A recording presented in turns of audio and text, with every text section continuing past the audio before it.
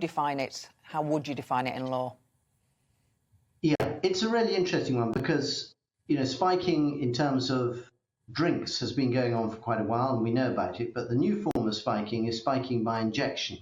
And we still don't know nearly enough about this because it hasn't yet been proven that toxic substances have been found in anyone's arms or thighs yet.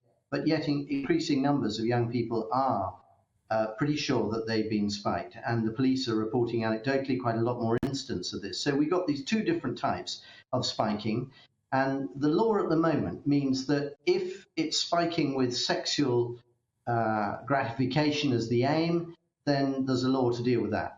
And if you take in noxious substances, then there's an old law of 1861 to deal with that. But a spiking bill would make spiking or an intent to spike an offence in its own right. And I think that is the key thing that many young people and their parents across the country really want to see. They're probably a bit puzzled that spiking isn't an offence in itself already.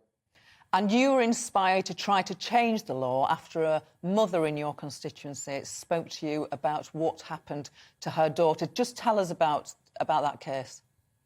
That's absolutely right. So Rosie Farmer, who I've known for a long time, wrote me quite a long, detailed email about what had happened to her daughter, Maisie, who's studying criminology and policing at the University of Worcester.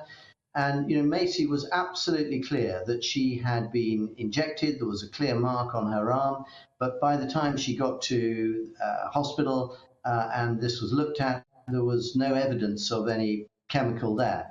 So what they were both really saying was, what are we going to do about this? Because there are a lot of young people, particularly women, though there are some men who've been affected as well, who are getting spiked. And this is causing a huge amount of stress and anxiety, totally understandably. So I think there are some things that can be done locally, and then I think there are some things that need to be done nationally. The government is looking at this. They've got a gold command in the police constabularies.